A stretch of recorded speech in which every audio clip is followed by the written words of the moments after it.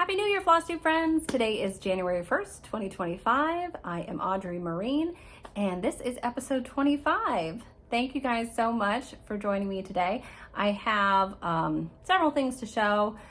I have a couple finishes, some new starts, a couple frame pieces that I want to share with you, and just a few plans for the coming year. I don't have a ton of plans. There are a lot of things I would like to accomplish in the coming year, but there are just a few things that I am very sure that I will accomplish, and I will share that with you, and then anything else beyond that is gravy. But as it is January 1st, I have to say a very happy birthday to everyone's favorite cereal starter, Laura Duet. So happy birthday, Laura. And happy birthday as well to anybody else celebrating today. I know it's a weird, if you have a birthday around the holidays, it can be a little weird. My mom's birthday is late December, and she hates it. She hates it. It is what it is. So happy birthday. If today is your day, I hope you have a good day full of stitching. And I also want to say a big thank you to Pam and Steph of Just Keep Stitching, because a couple weeks ago, they chose me as their Gold Flosstuber of the Week, and I'm very appreciative. Thank you so much to Pam and Steph. Pam especially, thank you. I know I left this comment, but thank you so much for pronouncing my last name correctly. It is a goofy one, I know, and I appreciate. For those of you who have been around a while and you've heard me say it several times, you've kind of got it in your brain. Even if you don't know how to spell it, that's fine. It's a weird spelling. But it was nice that they seemed to like my videos so much and enough to share with other people. And because of their shout out, I picked up probably about 80 new subscribers. So welcome, hello to everybody new here to my channel. I hope you like what you see. I hope you stick around.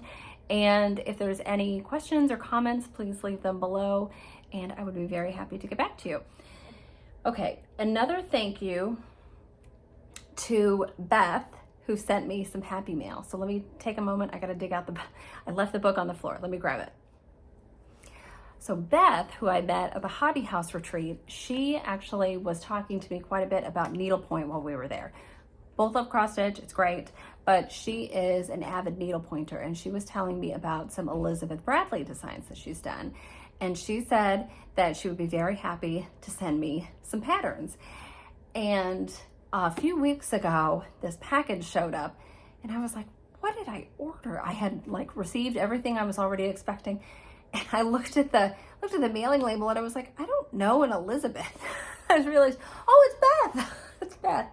So Beth sent me this great book of Elizabeth Bradley decorative Victorian needlework designs. So this is full of fun patterns.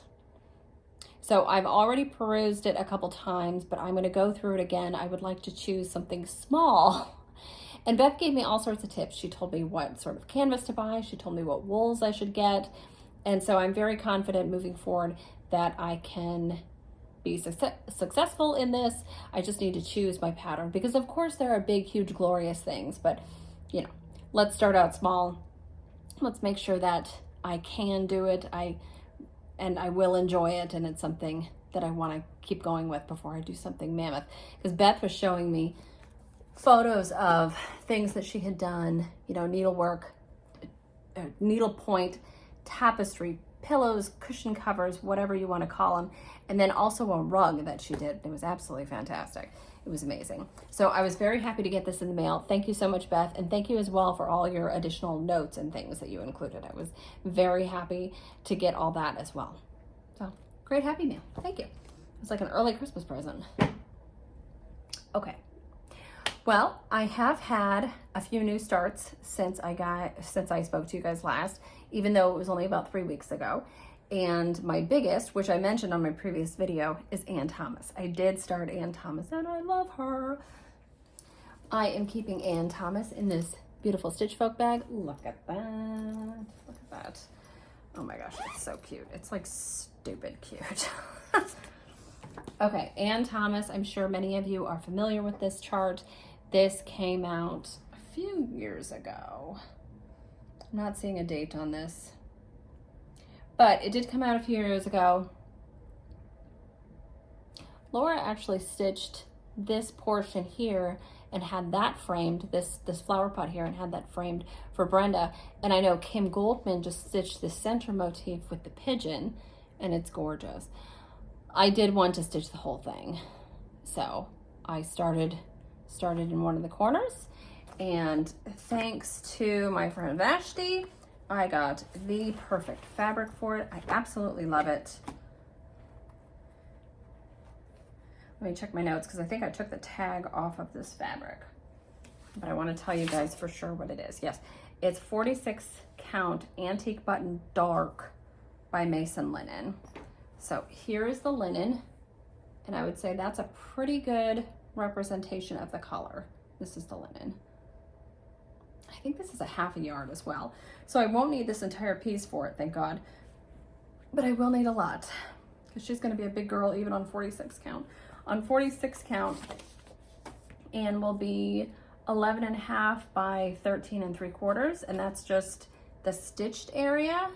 You know, that doesn't include a margin and a frame. So she will be a very big, beautiful statement piece on my wall when she is done. But look at these glorious colors. I think that actually is showing up quite nicely. So this is one complete corner. I'll hold that a little bit closer. I think it might blow out a bit, the color there, but you can see. I started in the corner and then worked into the pink flower and then worked down because I was so eager to get to those blues. And she's just gorgeous.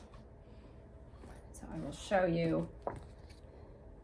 There is a small break here and a small break here, and so it was very easy to just stitch this portion of the frame.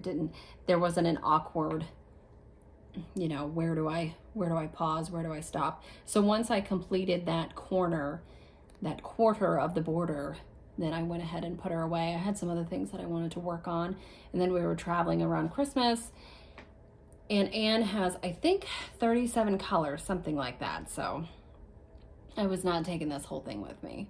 You know, the fabric and a needle and a pair of scissors, they aren't any more cumbersome than anything else, but when you need 2 boxes to hold all your thread, yes, one full box of 27 and then another 10, so yes, that is 37. Look at these colors though. Oh my goodness. Oh my goodness. Okay, one thing I wanted to talk about with Ann Thomas and her colors. This is an older chart, and there is an area. I'm stitching with the 100.3 spooled silks, as you can see. And when this chart was printed, the Soie d'Alger options you can see here, this symbol calls for 2913. This symbol calls for 2916. But because I'm stitching with the 103s, both of those symbols are just one color, 176. Now, when I was looking at this, I thought, okay, well, there must not have been as many available colors in 103s when this was made, when it was charted, and that's okay. But when I was going through my spool stash, I found that I had a 176 and a 177 that were close to each other. Let me see. Sorry for the rattling. Where is it? Okay. So this is 176. It's probably a good representation. And then this is the 177. A little bit darker. Same color, just a little bit darker.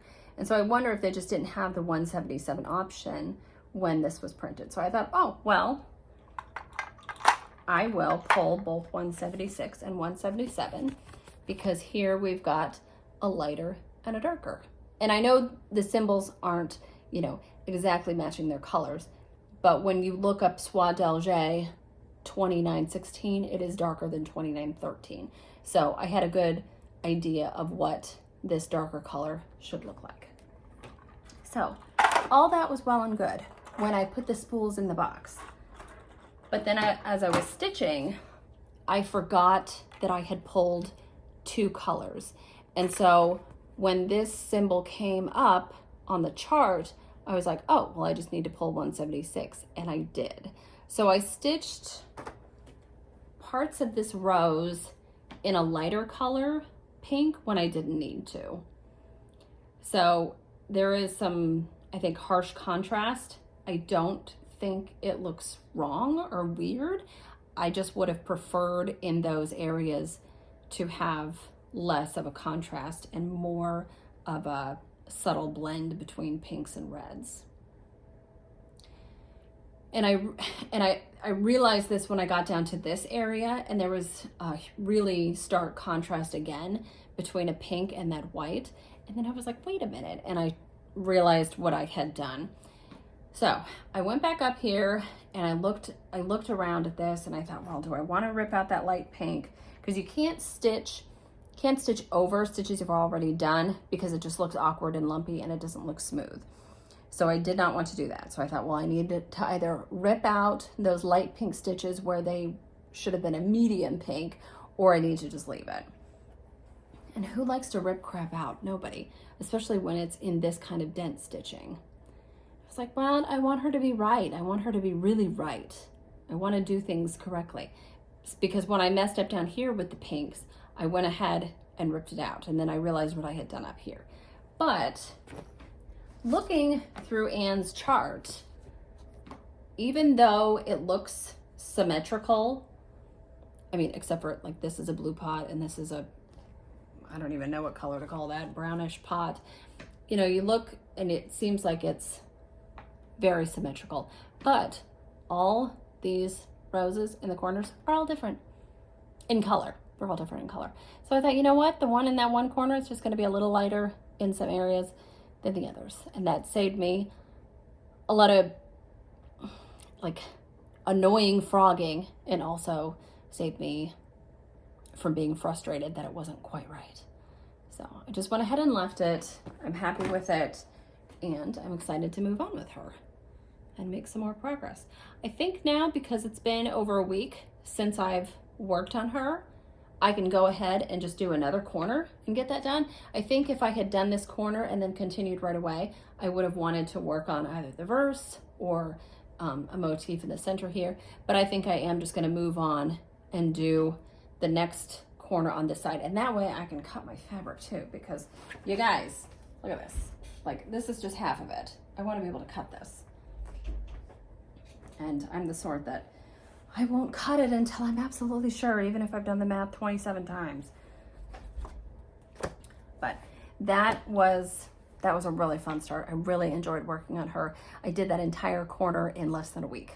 All right, my next new start was a Christmas Eve start.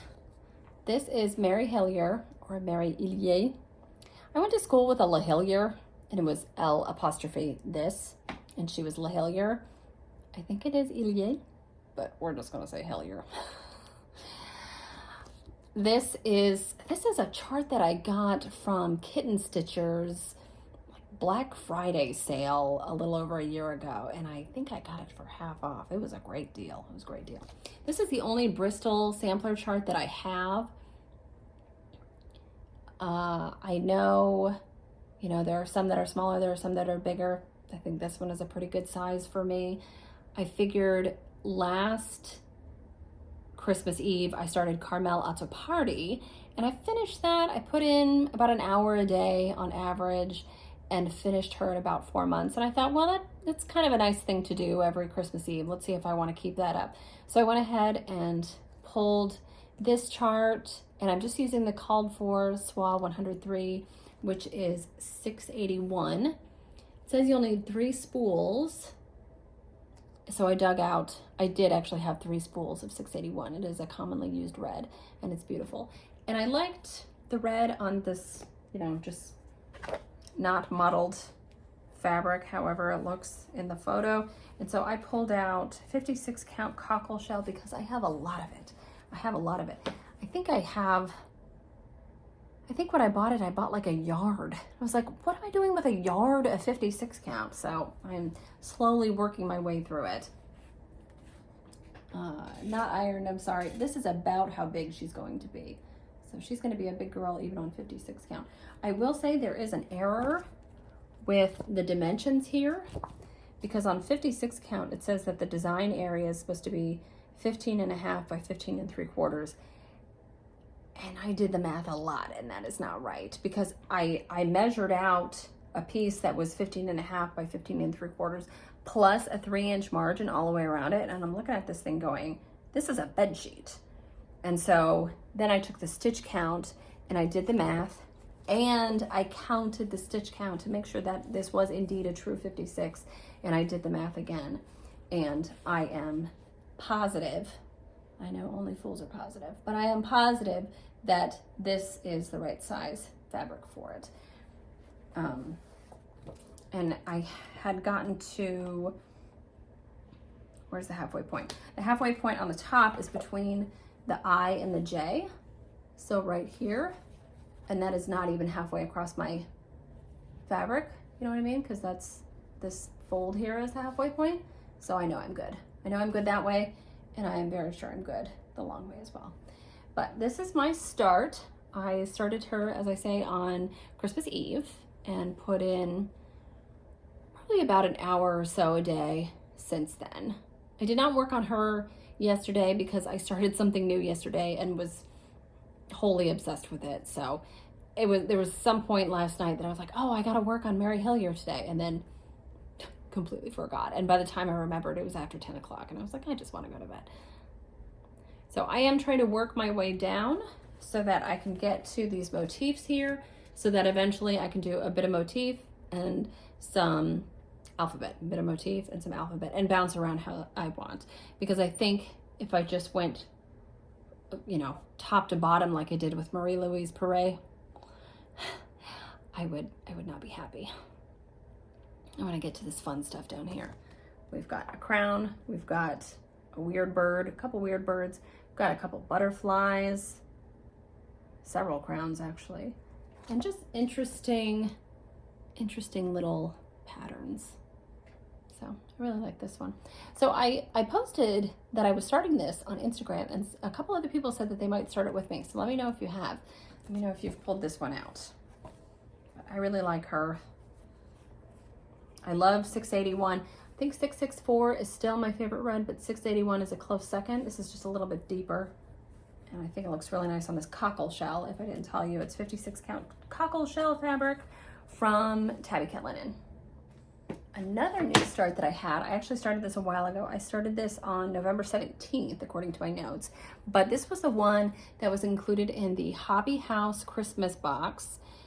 It was a box of just mystery items, Christmas related. You knew you were getting a Winterberry case and a chart from Hands Across the Sea Samplers, and that was about it.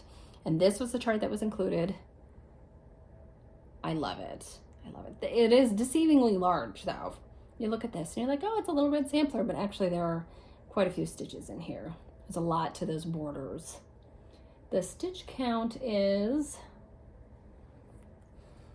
it is 197 by 202. So lots of empty space in here, but the borders are, there's a lot going on. This one I don't believe will be released generally. So if you got the box, you got the chart. If you didn't get the box, then maybe a friend of yours got the box. And I am using the included fabric and thread, and I selected 56 count. So I got 56 count Antique Button Light by Mason Linen. It's right there. And I just went ahead and used the fabric that they sent with it. They sent a Flosstube with it. They sent two 681. So 681 is the same color as what I'm using on Mary Hillier. This is 2681 because it's a Flosstube. Now you may recall that I stitched Carmel Otto Party in Flosstube and I didn't really enjoy it. The Flosstube behaves slightly differently to me than the 100.3s. It is harder to secure my thread on the back. It is harder to do a pin stitch for me, and it's really strong. It's silk. It's really strong, but it feels more delicate. And of course you get a lacier look on your linen. So even though I'm stitching on 56 count, I would prefer to use a 100.3 on this. But you know, when they send you an entire spool, which for Flosstube has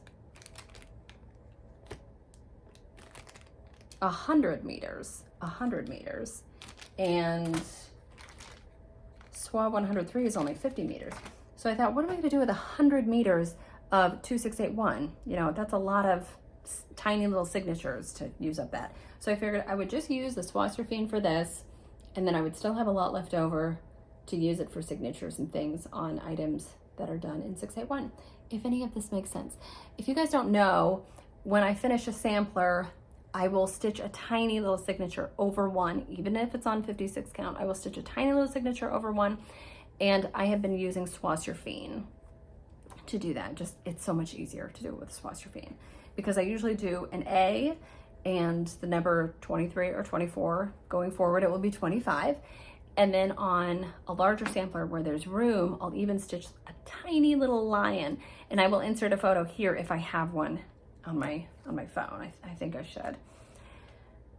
But so this is Neeltje? I'm not sure. Cornelia van Buren from 1903. Beautiful little red sampler. And she's Dutch. So I would have started that for my Christmas Eve, like red sampler start, but I got the box and I was like, I don't want to wait. I think I did wait a few days, maybe even like a week or something. I don't remember exactly when I got the box, but yeah, I wanted to start her pretty quickly. Okay. And, oh, my start from yesterday. This is another Hands Across the Sea. You'll see a theme. I like Hands Across the Sea samplers. This is from the Words of Wisdom box that I ordered last year. My understanding is that Nicola will have another red box available for sale soon. When you watch her videos, Nicola Parkman, when you watch her videos, you can see in the background there are just stacks of red boxes as she's packaging more things and getting the next shipment ready to go. So this is Elizabeth Hibbert, and I am using the called for 100.3 silks. I did have all of these in my stash, which was nice because, you know, it'll only take a small amount of thread. And I am stitching this on 56 count Winter White by Seraphim, which I love. I love this fabric. It is just the dullest white. It's not bright, obnoxious, what have you. I think these colors look really nice on it. When this is done, this will be about 3.5 inches square. And so my idea is to send this and a few other tiny samplers to Faye to have finished into small little pillows. And I'm imagining these displayed in a little tray or something under, you know, like sitting on a table, and right above that would be hanging on the wall some other, only slightly larger, very colorful samplers like A. Hawking and Sarah J. Jones. I imagine those would be put on display with this. I get a lot of questions about this hoop. This is from Hoop and Frame. It is their small oval hoop. So hoopandframe.com. They have a larger oval hoop, which I have been trying to get, but it is just perpetually out of stock. The larger oval frame is just about this tall, but I think it's 9 inches long. And I want that because I think it would be easy to do borders. Like if I'm in a mood one day where I just want to get this one border done, it would be nice to have that much real estate, that much length, so I wouldn't have to move my hoop around so much doing a border. But I do love this hoop. I use this on, you know, everything from a teeny tiny little sampler to Ann Thomas. And somebody commented, you know, that's an awfully small hoop, and isn't Ann Thomas a really big sampler? No matter the size, I need a lightweight hoop in my hand, and I can only stitch so fast, so there's not really any point in getting a really large hoop to me. I don't want a 12, 14-inch hoop or anything like that. And I don't like U-snaps. I have tried them. I find them too cumbersome in my hand. And I like this hoop. It is, I can get my linen really tight with this hoop, and I like that. If you're interested in this, like I said, it's on hoopandframe.com. It is not inexpensive, but I use it every day. So it has been, sorry about the wiggling camera, it has been well worth it. So that, you know, like I said, I started this yesterday, and that's what I got done. This has been really fun. I'm not a fan of changing my thread often just because it takes so much time, but the look that you get with it The look you get with it is great. And Brenda Sampler Stitcher has finished this one as well. I think she finished this, I mean, she finished it a while ago. We got that box, I think October of 22, and I think she finished this last year. Anyway, it's a beautiful little sampler. I love it. So that should be done, I don't know, what's today, Wednesday? Next week. A planned new start that I have, and I will share this with you guys. Today is January 1st, so I'm going to have a January 1st start, and it is going to be this one from Hands Across the Sea Samplers. This is Mary Ann Groom. This was released a few weeks ago. I know I ordered it, before Christmas, because it arrived before Christmas, and I just got the book, just got this one book and ordered it directly from the Hands Across the Sea Samplers website. So, you know, it would have taken time. So I bet I ordered this on the, I don't know, 10th or something. I don't even know when I ordered it, but I got it a couple weeks ago. And such a small little sampler. Look, it's not even ring bound or anything like that. And it only calls for 6 colors. I had all of these in my stash, so I was able to pull those out. This 109 though, I was on this hunt. 109 I have become very familiar with, because when I did Marie Louise Puree, also by Hands Across the Sea Samplers, when I did Marie Louise Puree last year, there are only, I think, 5 colors in that sampler, and there's only one red, and it is 109. It is 109 is that red. And so I knew that I had used a lot of the red on Marie Louise Puree, but I knew that I hadn't finished it. I was like, where is the spool? I checked my art bin spool holders, and I checked every other kitted up thing that I had been working on. I could not find this thing. Finally, I opened a drawer in this thing, and there's the little box for Florence Mary Dickinson, and it's in there. And actually, I found a full spool of 109 and one that just has a bit of remnant, so that's what I'm going to be using first. That might actually be enough to finish Mary Ann Groom's 109. Anyway, and I put these in a cute little box that I got from LaHaye's. Oh, it doesn't say LaHaye's there. Where does it say LaHaye's? Maybe in the bottom. Well, anyway, there are my spools for Mary Ann Groom. So I will start her later today. This has a recessed lid.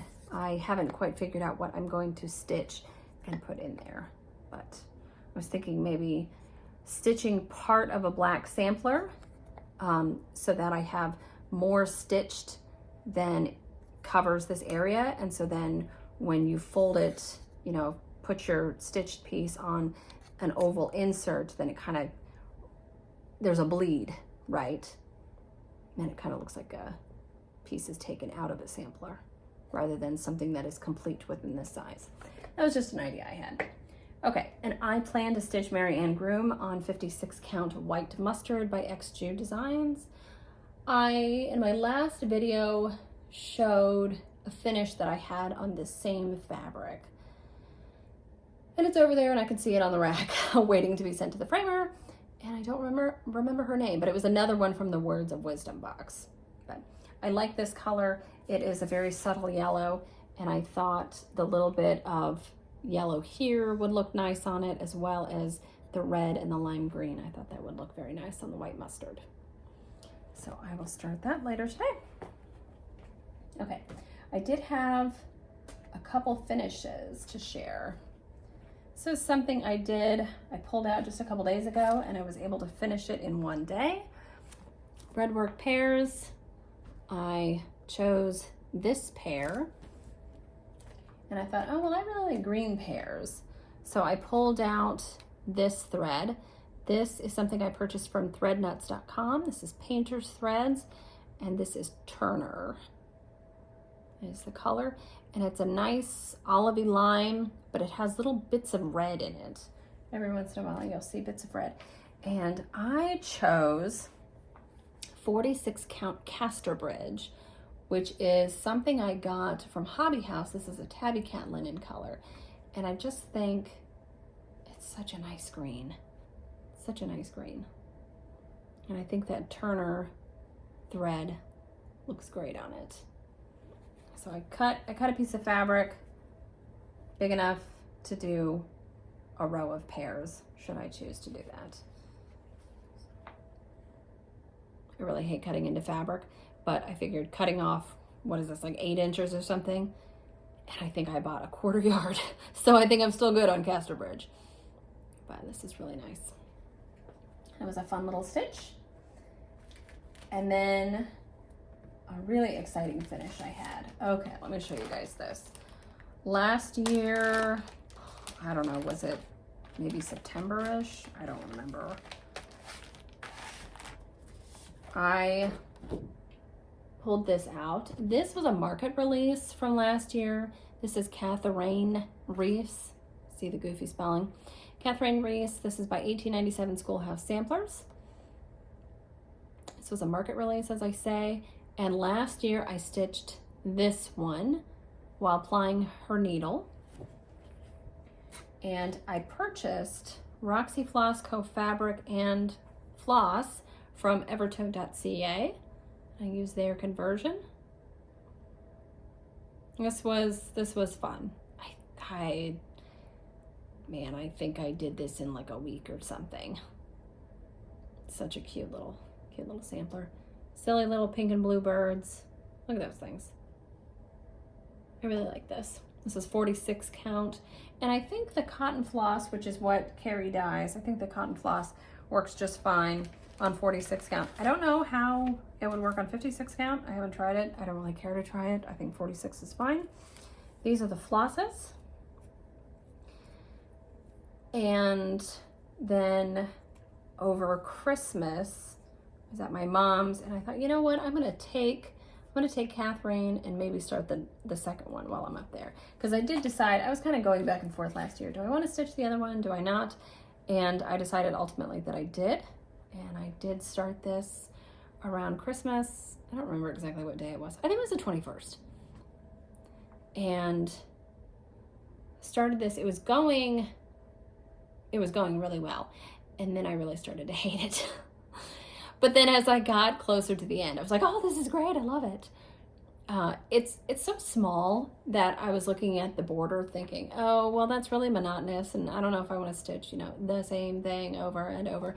And there's nothing else to add interest, right? It's just this pink flower all the way around the border.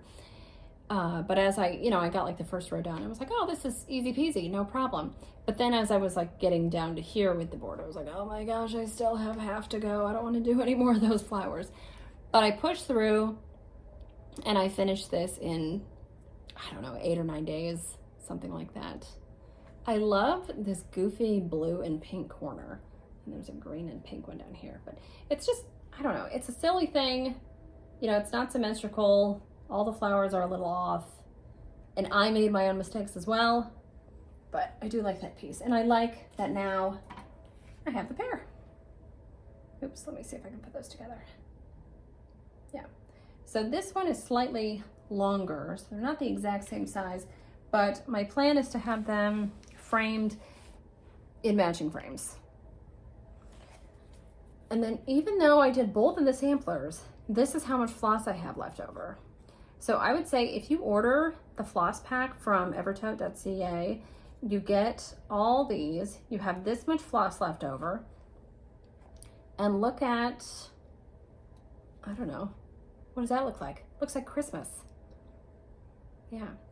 I think this floss pack would work really well for that hands-on design tree farm. Is that what it's called? It's like a set of 3 trees and pinks and reds and a couple different greens, and they're done, like it's a tree created with borders and geometric designs and stuff. I think you guys know what I'm talking about.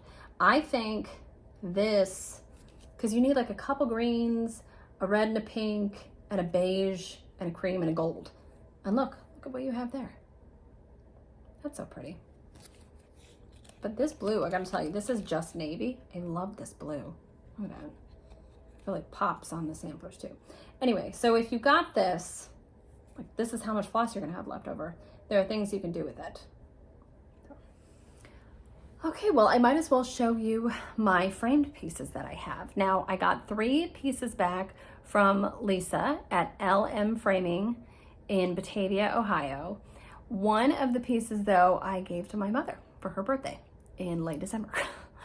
So I will insert a picture here if I have one, but it's Alice Tippett, and that was something I finished back in September. I, told Lisa, I said, if I get nothing back before Christmas, I need that back before Christmas. And boy, did that box go on a wild ride. She did send it out in plenty of time, but it went from Batavia to Cincinnati to Indianapolis to San Jose, back to Indianapolis finally. So I did get it before we went up to my mom's, but oh boy. So she has Alice happily hanging on her wall, but I have Hannah Campbell and Maria Ewin to show you. Okay. Here is Hannah. So Lisa sent me, she sends photos of frame options alongside the stitched piece. And she sent 4 options, which is pretty normal. And I wasn't really wild about any of them, but Rupert happened to be with me when these texts came in. So I was like, hey, Ru, look, let's see what our frame options are for these ones. And I very quickly had chosen one for Alice Tippett, and it turned out to be the perfect frame. I love it. It's like a reddish mahogany, really thick frame on Alice, which is a tiny little thing, and it looks great. But for Hannah here, there was one that I was leaning toward, but Rupert, when he went through the options, he was like, I love that one.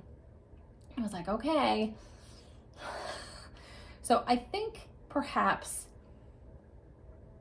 I would have gone with something bigger, maybe. Yeah, but Rupert's so happy, he's like, I chose that frame. So I figured I didn't want to be the mom who asks her kid's opinion and then doesn't take it. So, it's just a frame. But I'm so happy that Hannah is on my wall. She's under museum glass. She's protected from dust and dirt and light, all that stuff. She's hanging in my kitchen. So she's not, or not in my kitchen, in my dining room. She's not in direct light. She's on a wall that has the sliding glass door, but she doesn't get a lot of direct light. Yeah. This is on 45 count Thai iced tea, legacy linen with the called for 100.3 silks. This is a Hands Across the Sea Samplers chart. This was the first Hands Across the Sea Samplers chart that I purchased. I purchased it and the kit from the attic, and I didn't know what I was doing. So I purchased this, and I didn't start it until, I think I purchased it when it came out, which was May, and then started it that August. But I didn't know about Swatch-Your-Feen. I didn't know how tight over one stitching can be. I just didn't know anything. I knew what I had learned from Flosstube, which was a lot. I shouldn't say that I didn't know anything, but I knew about different silks and different linen manufacturers and things like that, but I didn't have the practical experience of stitching over one. So if you have not stitched Hannah Campbell yet, or at least if you have not stitched any of the over one animals, I would recommend getting the Swatch-Your-Feen in those colors.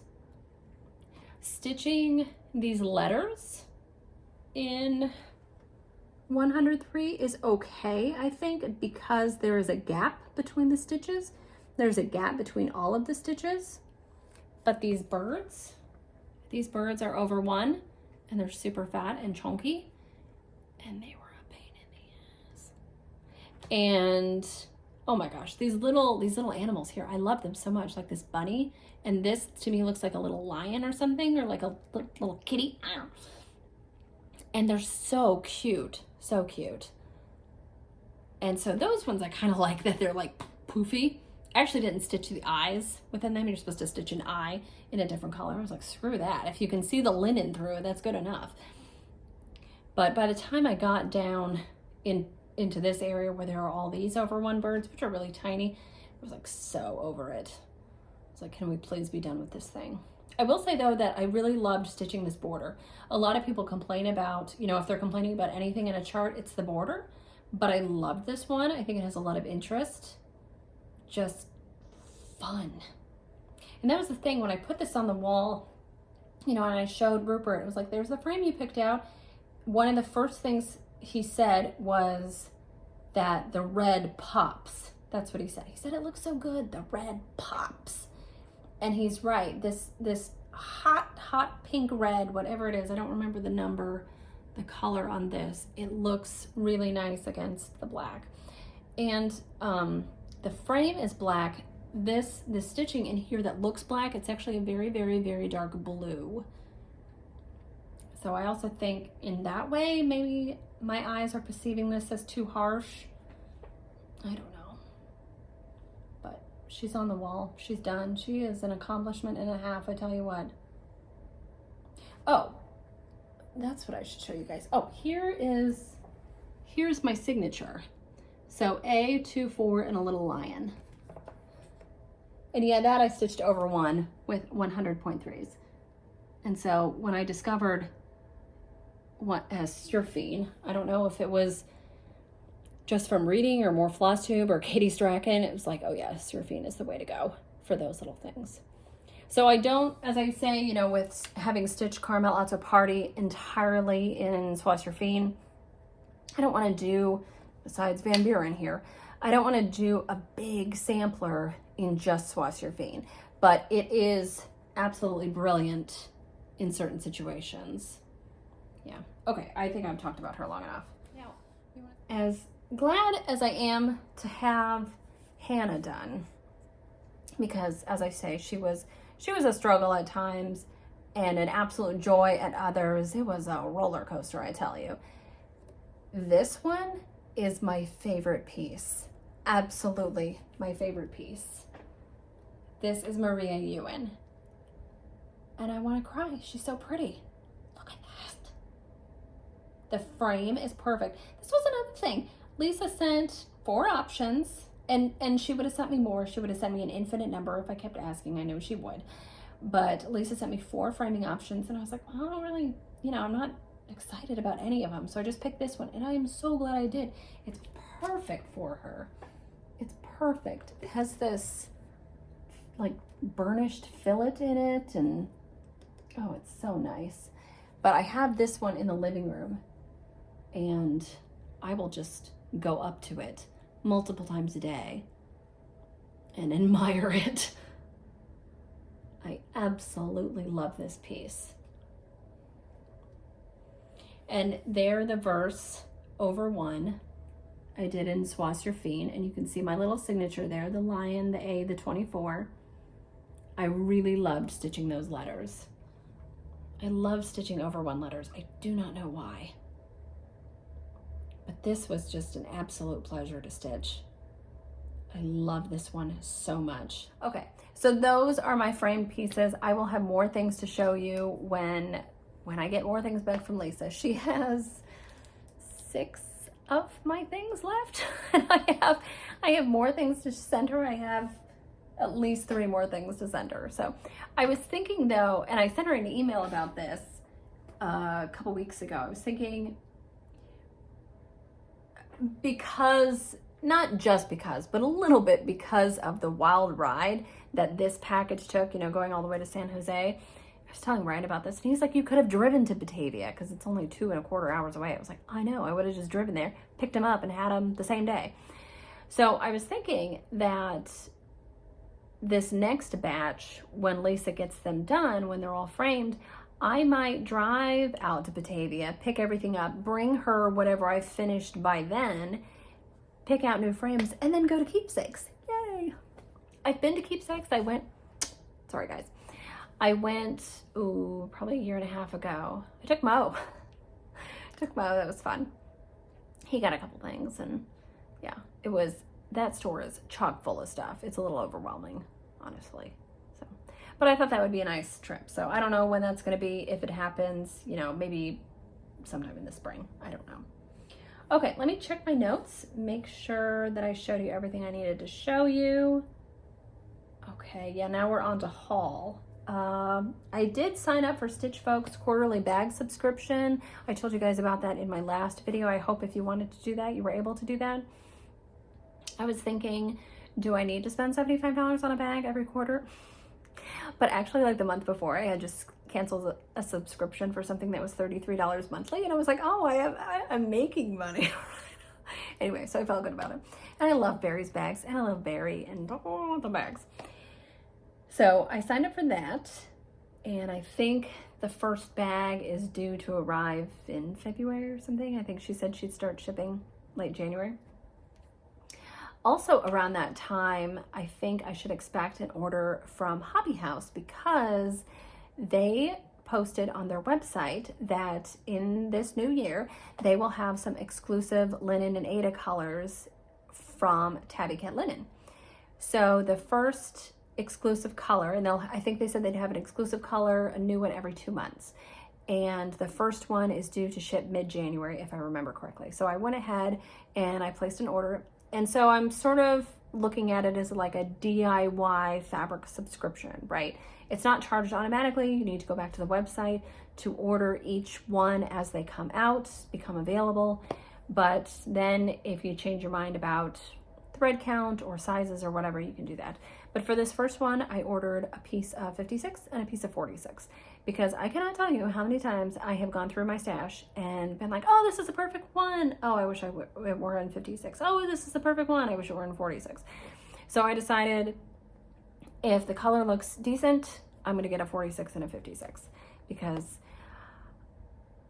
that's what I like to stitch on. And it would be nice to have, you know, a range of colors and all that. So, okay, another bit of haul that I got. Let me show you guys this. This is like a hats parade, I swear. I mean, why not? I love hats. I'm not sorry. This is an exclusive available through Hobby House Needleworks. You can head to their website and you can purchase just the chart, or you can get floss, fabric, whatever you need to go with it. I purchased it probably just a couple hours after it was released. So because I ordered the chart and the fabric, this is what I was talking about last time. This is Salt Ash linen in 46 count from Cedar River. Hi, Jody. And this I will use for this. Although it's really weird because they had this model. Nikolai had the model at Hobby House, the retreat that we attended in October. And Jody and I, from our table, could see the model sat up on this table at the front. We weren't that far away. We were like maybe, I don't know, 12 feet or something. And from far away, it looked like it had been stitched on her scrimshaw, like a really, really, really light pink. But then when you go up to it and you really look at the model, you're like, oh yeah, the fabric is gray. It's gray. So it's amazing what the colors do, you know, how it affects your eye depending on where you're standing, how far you are away from it. But this is a beautiful neutral, and I think it will be great for these colors. I mean, look at these. Look at these colors. I went ahead and just ordered the spools because I am continuing to use things. So, let me show you that because it's not folded. Yeah. I mean, look at this. Look at this here. And those. Purple's not my jam, but look at that nice collection there. And then this color really caught my eye. What's your favorite, Laura? At $2.81. I don't know if I've used that before. That is wild. So I think this will be really fun to stitch. This is still available at Hobby House. It was only just released last month. I think on the 1st it was made available. So it's been a month. And then while I was ordering that, I went ahead and ordered some more Swatsurfine to add to my collection. I went through their Swatsurfine supply on the website, and I thought, well, what are some good either neutrals or some colors that I know I have used and will use again and would be good for signatures on samplers. So $4.94, I have used this in a couple samplers now, and I know I'll use it again. 107, that's a red that's commonly used. And then what else? 510 was a navy. I just used that on something, but I used a different color for the signature. And then I just got a cream. Yeah. So Good to add to my Swatcher game collection. Okay, that is everything I purchased. Yeah, pretty sure. Okay. Nope, there was something else. Where'd it go? Okay. I ordered this Salem Sampler. The glare, you guys don't need to see my face twice.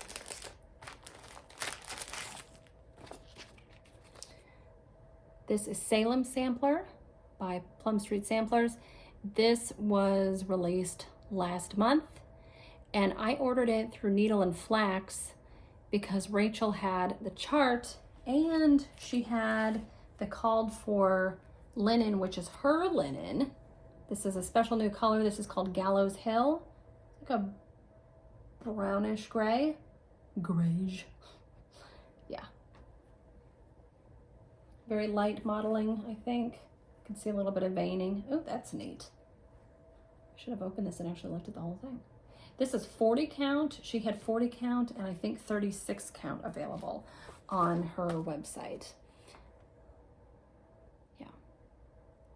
This one, you should just look up Plum Street Samplers on Instagram and take a look at the photos that Paulette has shared because they're very, very clear, high def, and you can really see the details in this piece.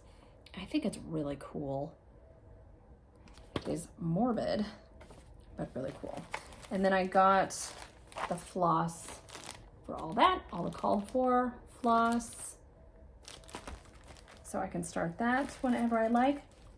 One thing I wanted to talk to you guys about with this though, is on this sampler, it says, "Ah, children, be afraid of going prayerless to bed, lest the devil be your bedfellow.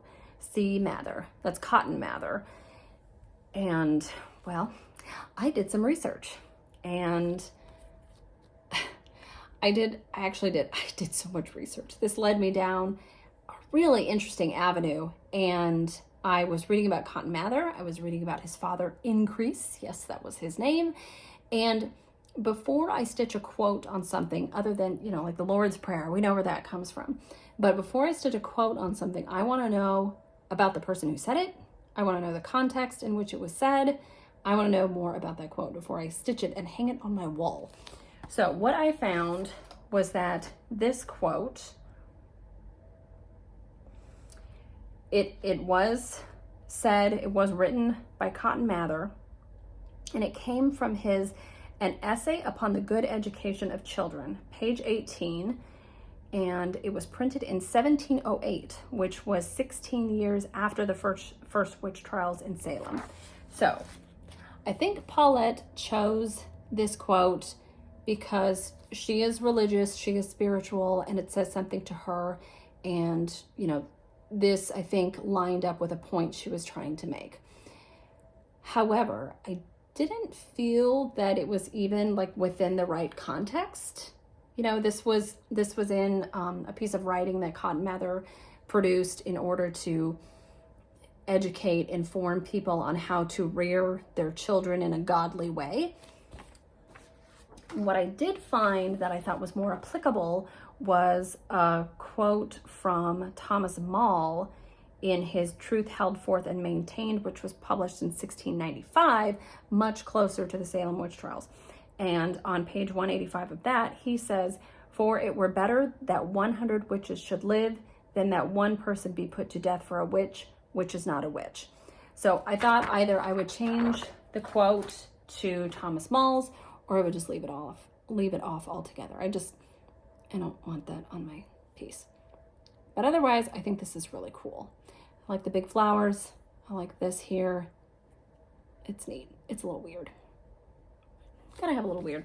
So this is what I was thinking would look nice with some other darker pieces, like a Hawk Run Hollow and something else. I don't know, whatever you want to throw in there. Okay, and I will put the links below to where I found the information that I quoted, if you guys care. I think it's interesting, although Ryan was out of town when I was doing all this research, and he calls me and he was like, "How was your day?" And I was like, "Good, I'm reading up about Puritans." He's like, "What is going on there?" Okay, that's really all I have for you guys as far as everything I've done in the last few weeks. I've got a couple gifts here, a couple of Christmas gifts that I wanted to share, and then I will get to my plans. So I got spoiled by my mama for Christmas, but she got me this really beautiful sweater, which I love. I love it. It's like wearing a blankie. And she also got me a really fabulous clock, which I hope to share with you guys. Right now, it's still in the box. And I've got plans, you know, future Floss Palace plans, and I will share that with you guys as it becomes pertinent. Okay, she also got me a needle minder. I have seen this before. It says bookshop. So cute. She also got me a Lori Holt little charmy thing, but I already put it on a project bag. And then she got me a chicken. I'm sure Kim is laughing over this. She was like, yeah, you got like chicken things going on? This is a Stacy Nash. This is big chicken, little chicken pin keep. Oh, it's so cute. I don't think it would take very long to do. You know what's funny is the design on the chicken looks like chicken wire. That's funny. I like that. Oh, so I guess this is supposed to be the back. Look at that. There's a little chicken and a bouquet. Oh, it's so cute. Can you guys hear that? My next door neighbor thinks he's a drummer. And he is a drummer. He's not a very good drummer. Okay. And then this is something that my mom said Rupert picked out when they went to a quilt shop together. This is supposed to make, oh, you can't see. Oh, here it is. This is supposed to make this. So the next time I go to Always in Stitches, which might be this weekend. I don't know if I'm going to go to that Stitchy Day. I might go in a couple weeks when they have the Friday one. But I need to get, you know, like a little acrylic ruler thing and a rotary cutter maybe, and a cutting mat. And this is getting more expensive by the by the item. But it comes with all these little pieces of fabric, and you can cut them out, hand sew them, and it makes this cute little thing. Yeah. Anyway, okay. So I got that for Christmas, and I got Rupert some, oh my gosh, I'll have to insert a picture here. At Always in Stitches, I found the cutest Terry Runyon fabric. Oh my goodness. Terry Runyon is a watercolor artist, and I love her stuff. She does like silly little cats and bears and dogs wearing sweaters and stuff like that. It's all very fun and whimsical. And I went to a Stitchy Day. Hi, Karen. And you know, you're sitting there and you stitch, then you got to get up and walk around, then you sit and you stitch, and then you go get lunch, and then you kind of do this all day. Well, when I was walking around the store, oh my gosh, I saw like 8 bolts of fabric, and I immediately could tell that it was Terry Runyon. It was the cutest thing. There were cats in teacups, and the teacups were blue, and Rupert's favorite animal are cats, and his favorite color is blue. And so I called my mom. I was like, okay, I made the mistake of walking around. She's like, what did you find? And I was like, this is what I found. I sent her pictures. She was like, stupid cute.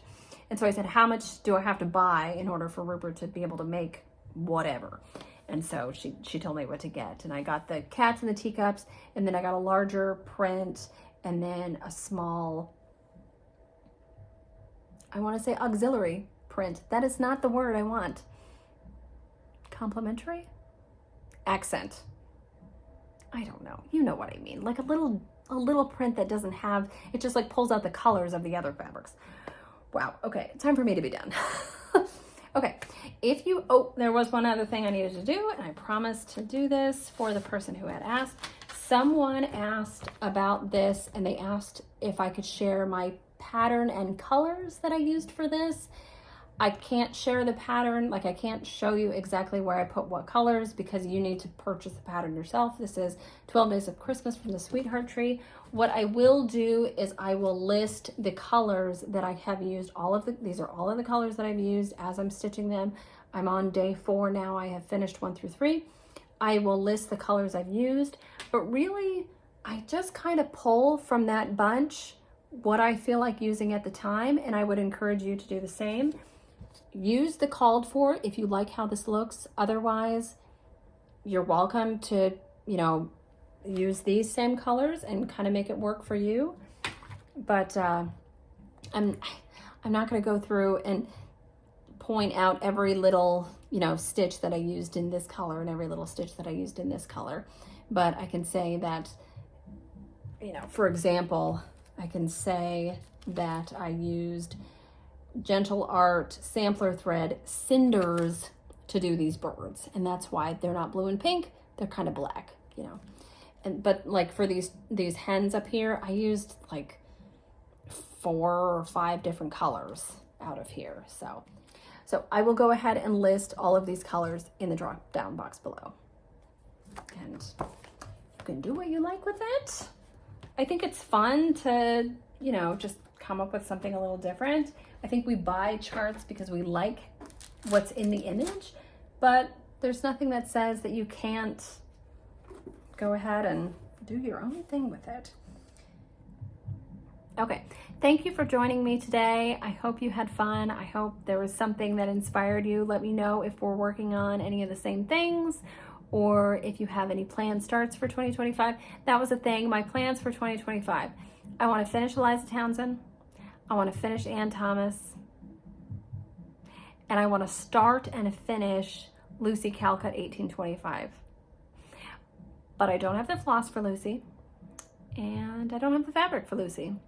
Because there are 2 Lucy Calcuts. There's an 1825 and an 1826. And I want to buy, I think I need to buy a yard of fabric so that I have 1 piece of fabric so that both of those pieces will match. The same thing with the Ufendel sisters. I would like to start at least Isabella this year.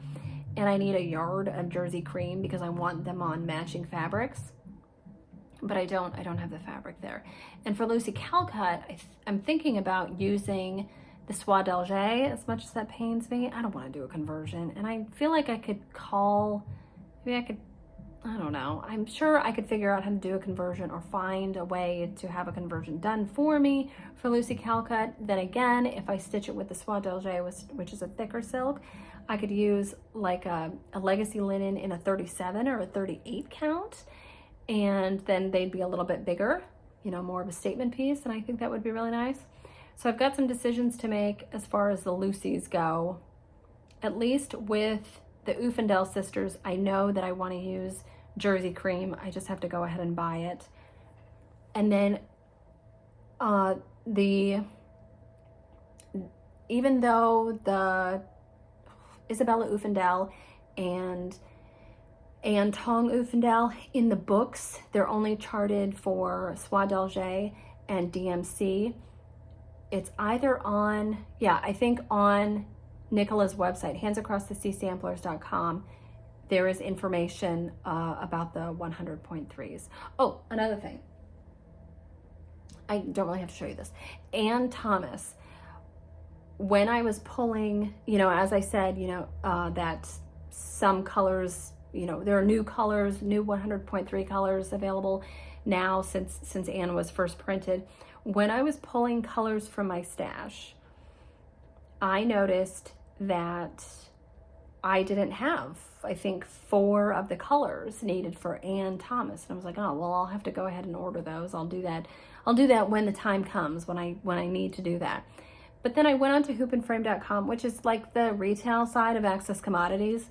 I went on to hoopandframe.com and I was like, well, let me just start looking at what these colors might look like. And I, you know, went to thread and then went to 100.3 and found that the first color that I was missing wasn't even available. There wasn't even a little box with an X saying that it was out of stock. It just wasn't there. That color was not available.